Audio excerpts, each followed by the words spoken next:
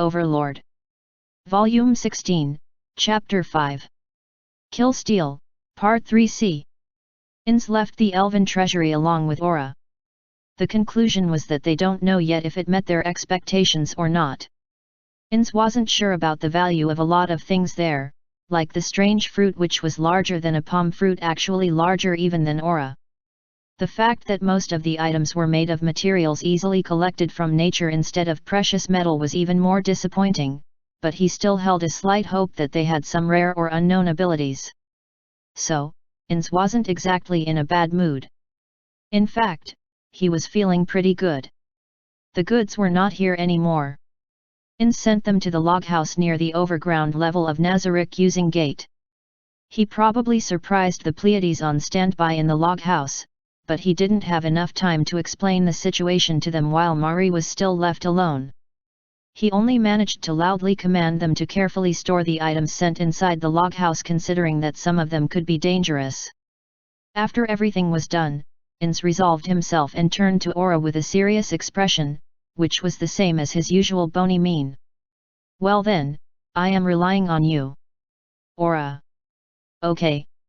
Aura gave an energetic reply, turned her back to Ins, and squatted.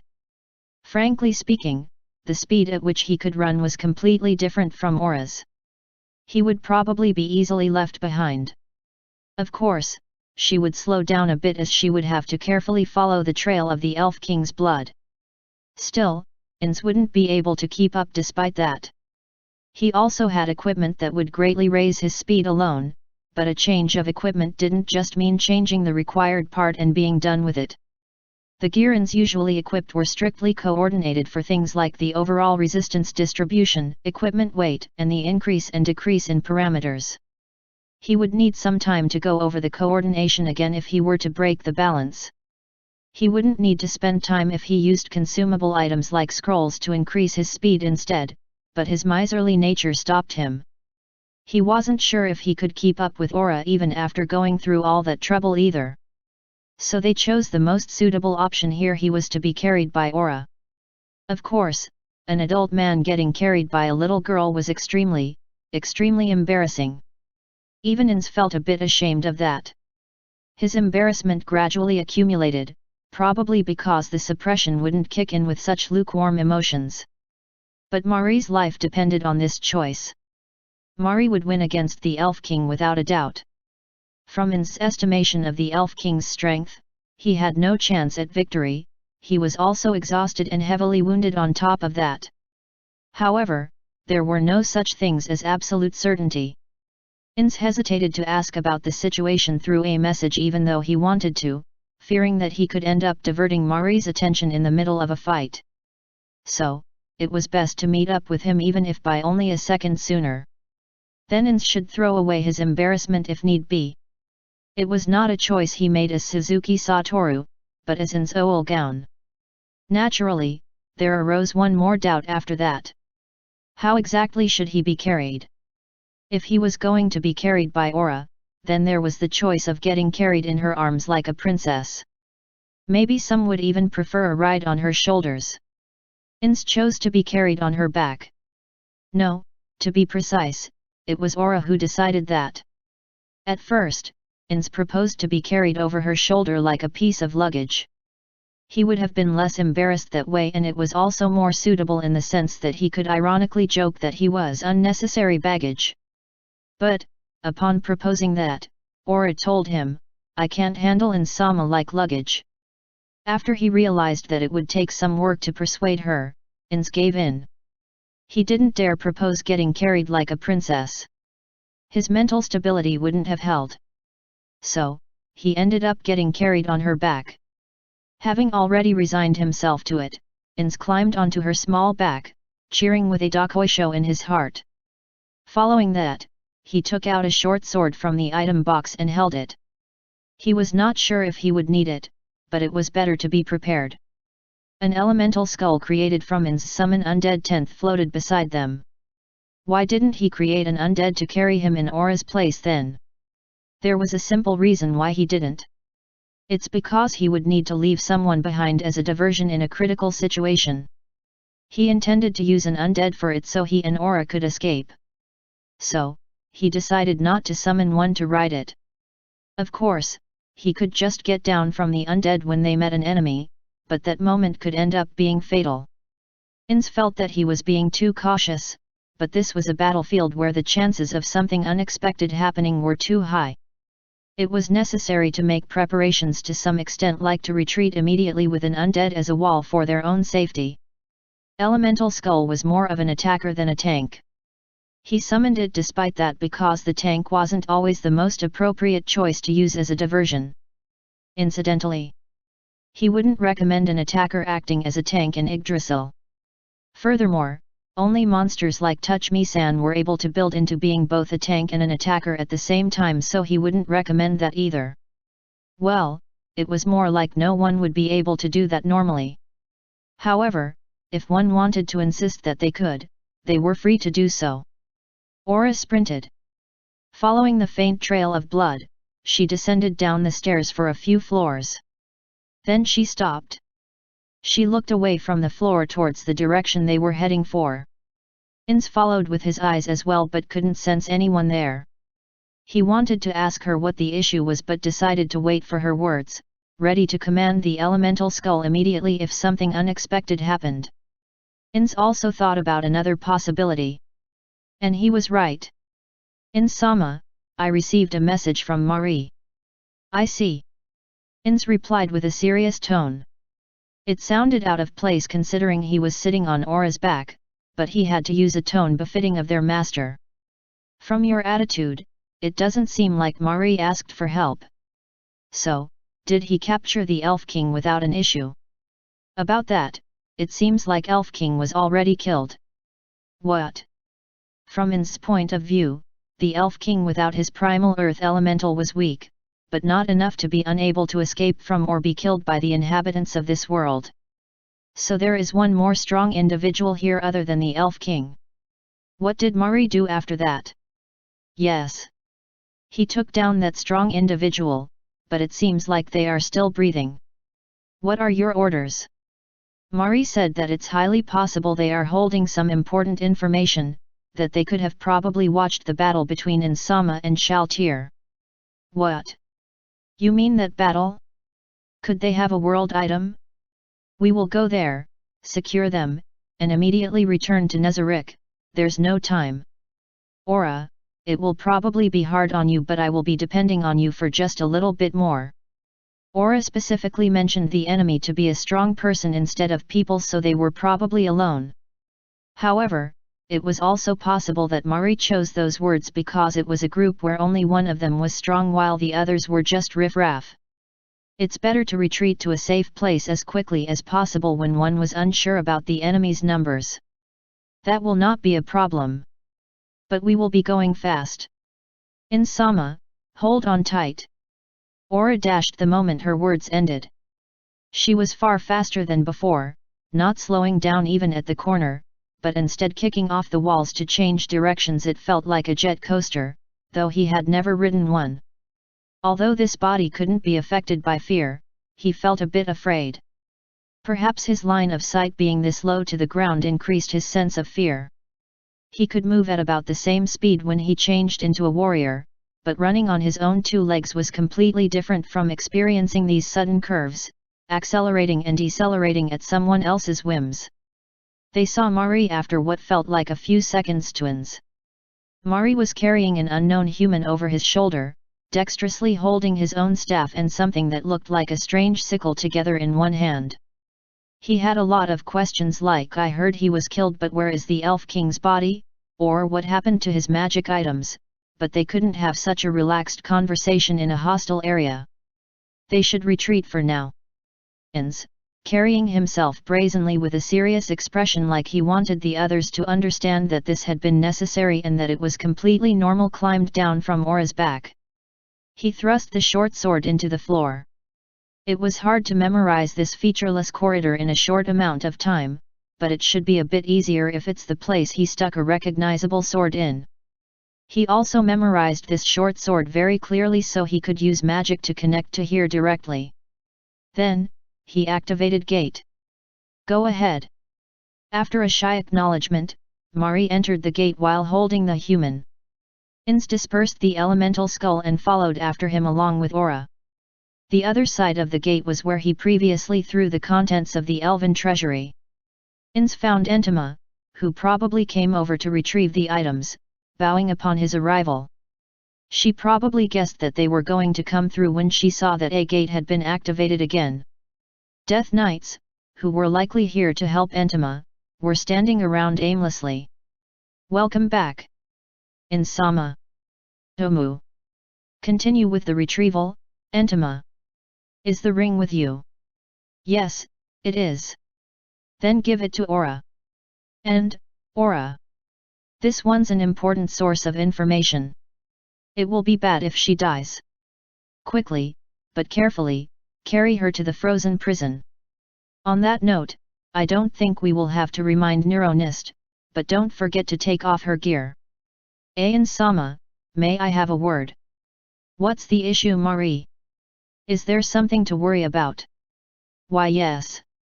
This human was very strong. I cast Sandman's sand on her, but if she woke up for some reason, I don't think Neuronist-san can win against her. I see. Then stay beside that woman until either Aura or I have arrived. Be on guard. Aura wore the ring and activated it, teleporting while holding the woman somewhat gentler than Mari did. After seeing her depart, Ins turned to Mari. Well then, Mari, why do you think that human watched the battle between Shaltir and me? This was his greatest doubt. Why yes. That human used both Insama's the goal of all life is death and Shaltir-san's Ain Herjar. It's impossible that it was completely unrelated to that battle. What? What did you say? Normally, having a single skill strong enough to be called a trump card was the limit. To hold two such skills was impossible in Ins's opinion. In that case, Mari's hypothesis was probably right. Maybe it was something like a copy skill. You did good taking her down without killing her, right? Why yes. I too thought that she would end up dying from petty catastrophe, but it looks like she had a lot of HP, so she didn't die luckily. You used petty catastrophe? To think that she didn't die from even that human is certainly strong. You've been really fortunate. So, what happened to the Elf King? Hearing about the end of the Elf King from Mari, Ins wrinkled his non-existent brows. Time stop didn't work on him, so it was highly likely that he was equipped with an item to nullify it. He wanted to retrieve the equipment, but he also wanted to gather intelligence from that woman at the same time. Retrieving the equipment should be prioritized, as that human wouldn't be escaping from Nazarick anytime soon. Then, let's send Pandora's actor. He can also search around for stuff that I've missed. Or, should I send him to investigate that human? No, I am better than Pandora's actor at that. In that case. Ins turned towards Entima. Entima. Just wait for a little bit longer. I will be calling Pandora's actor. After hearing Entima's answer, Ins activated message. End chapter, Overlord. Volume 16. Epilogue. Albedo, having finished greeting her master who had just returned from the elven country in the frozen prison, returned to her master's quarters and resumed her work. Her workload had increased with the destruction of the kingdom and its vast territories placed under their control. However, Albedo possessed a talent for internal administration, so it wasn't a problem that she had to rack her brain over.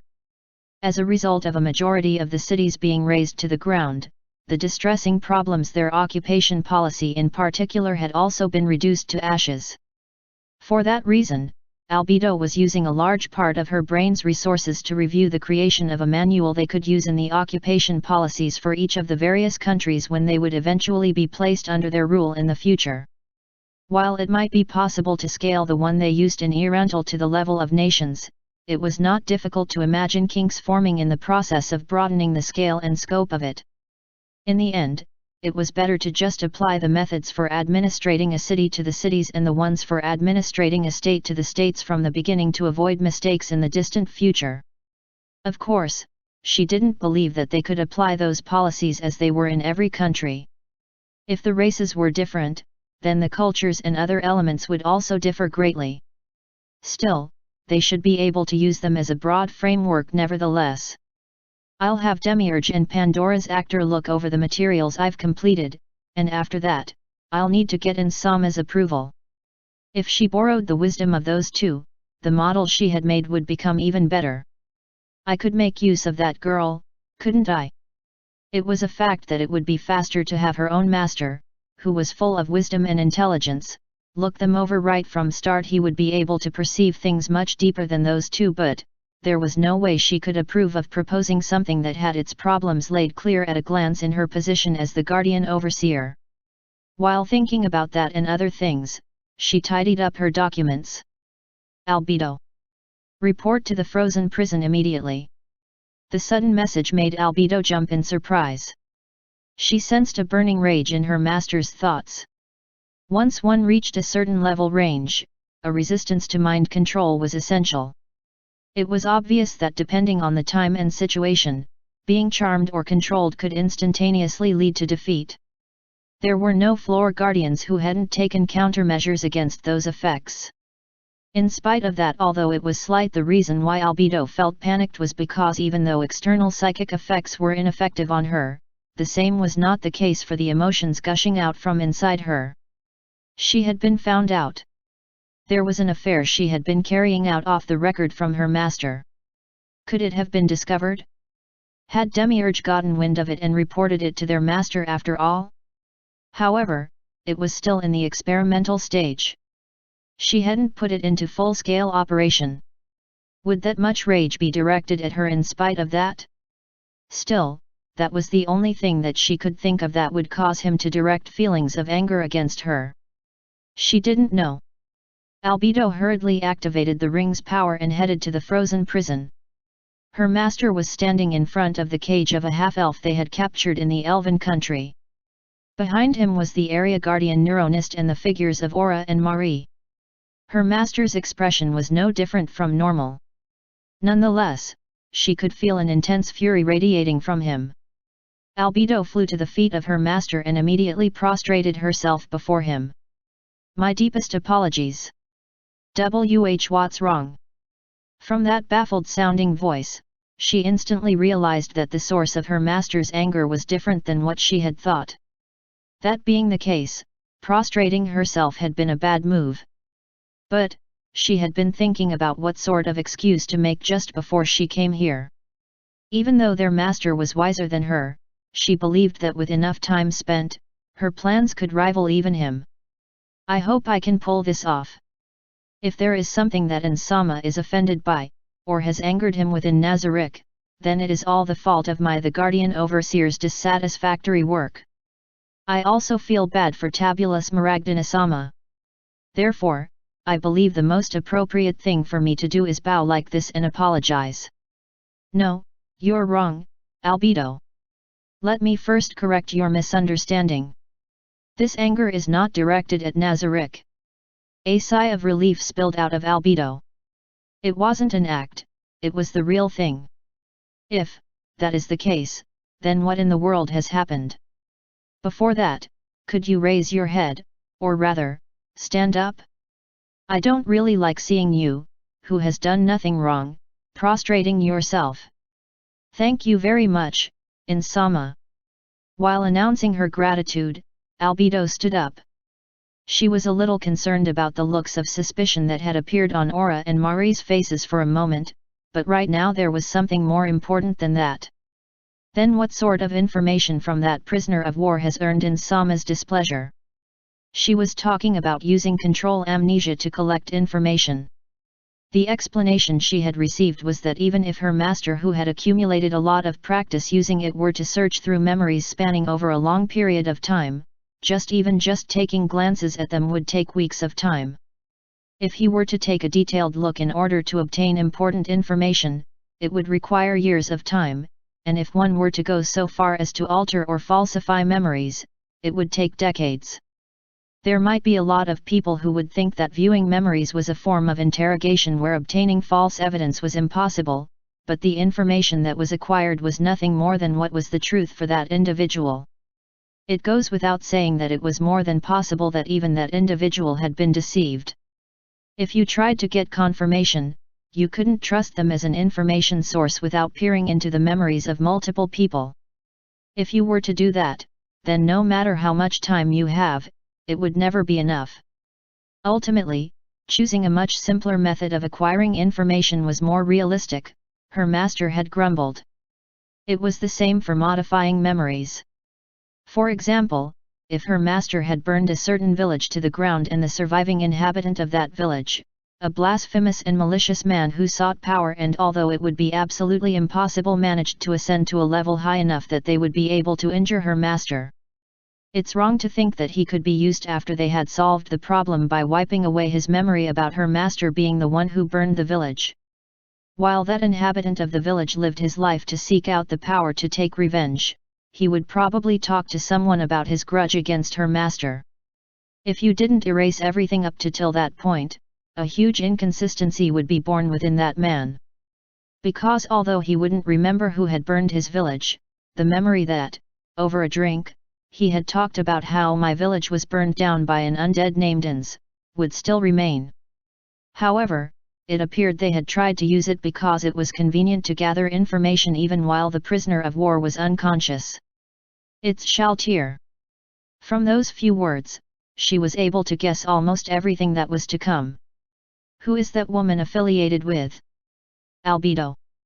Yes. Albedo knelt down on one knee.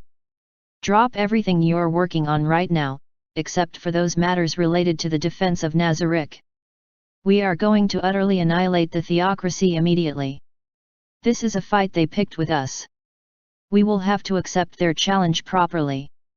Don't you agree? His tone was gentle. However, the emotions deep inside his voice were the complete opposite. How long had it been since he last showed this much rage? Yes. I believe it is exactly as you say. I will immediately relay your orders to all of the floor guardians and transition to making preparations for war. Very well. Do it at once, Albedo. At once. Albedo bowed deeply, trembling at her master's gentle tone. End of epilogue.